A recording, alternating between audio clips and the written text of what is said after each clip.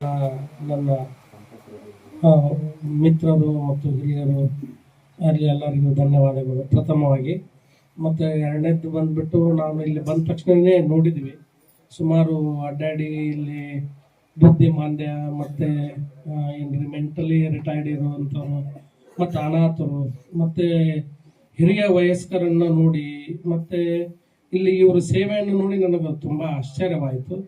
ಅದೇ ಥರ ನಮ್ಮ ಮಲ್ಲನಗೌಡ ಮಾವಿನ ಮಡಗು ಸರ್ ಹೇಳಿದರು ನನಗೆ ರಿಕ್ವೆಸ್ಟ್ ಅಂತ, ಇದು ನಿಮ್ಮದು ರಿಕ್ವೆಸ್ಟ್ ಮಾಡಿ ಸರ್, ನಾನು ನನ್ನ ವೃತ್ತಿಯನ್ನು ಪ್ರತಿ ವಾರ ಅಥವಾ ಅವರು ಯಾವಾಗ ಕರೀತಾರೆ ಅವಾಗ ನಾನು ಉಚಿತವಾಗಿ ಈ ಒಂದು ಕಾರುಣ್ಯಾಶ್ರಮದಲ್ಲಿ ನನ್ನ ವೈದ್ಯಕೀಯ ಸೇವೆಯನ್ನು ಇವತ್ತಿನಿಂದ ನಾನು ಸಲ್ಲಿಸ್ತೀನಿ ಸರ್. ಇದು ನೀವು ನನಗೆ ರಿಕ್ವೆಸ್ಟ್ ಮಾಡ್ಕೊಳ್ಳೋದು ಬೇಡ, ಆರ್ಡರ್ ಮಾಡ್ರಿ, ಅದನ್ನ ಖಂಡಿತವಾಗಿ ನಾನು ಮಾಡ್ತೀನಿ.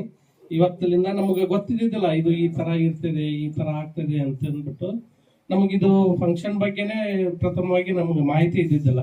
ನಾವು 12 ಗಂಟೆಗೆ ಬಂದು ಎಲ್ಲ ವಾರ್ಡ್ ಬೈ ವಾರ್ಡ್ ನೋಡಿದ್ವಿ.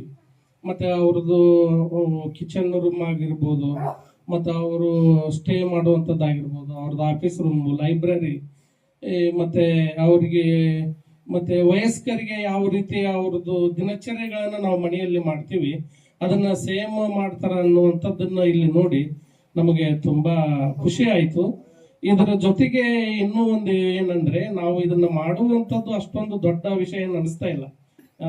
ಚೆನ್ನಯ್ಯ ಸ್ವಾಮಿ ಹಿರೇಮಠ ಸರ್ ಮಾಡುವಂತ ಒಂದು ಕಾರ್ಯವನ್ನು ನಾವು ನಿಜವಾಗ್ಲೂ ನೆನೆಸ್ಕೊಂಡಾಗ ಇಂಥವು ಅನೇಕ ನಾವು ಇವತ್ತು ಮಾಡಿದ್ದು ಏನೂ ಅಲ್ಲ ಅಂತ ನನಗೆ ಅನಿಸ್ತು. ಮತ್ತು ಹಾಗೆ ಮುಂದಿನ ದಿನಗಳಲ್ಲಿ ದೇವರು ಒಳ್ಳೆ ಪ್ರೋತ್ಸಾಹ ಮತ್ತು ಶಕ್ತಿಯನ್ನು ಕರುಣಿಸಲಿ ಅಂತೇಳಿ ತಮ್ಮೆಲ್ಲರ ಆಶೀರ್ವಾದ ನನ್ನ ಮತ್ತು ನನ್ನ ಕುಟುಂಬದ ಮೇಲೆ ಇರಲಿ ಅಂತೇಳಿ ನಾನು ಕೇಳ್ಕೊಳ್ಳುತ್ತಾ, ನೀವೆಲ್ಲರೂ ಈ ಒಂದು ಶುಭ ಕಾರ್ಯಕ್ರಮಕ್ಕೆ ಬಂದಿದ್ದಕ್ಕೆ ತಮ್ಮ ಎಲ್ಲರಿಗೂ ವೈಯಕ್ತಿಕವಾಗಿ ಮತ್ತು ಸಾರ್ವತ್ರಿಕವಾಗಿ ವಂದನೆಗಳನ್ನು ನಾನು ಅರ್ಪಿಸ್ತಾ ಇದ್ದೀನಿ.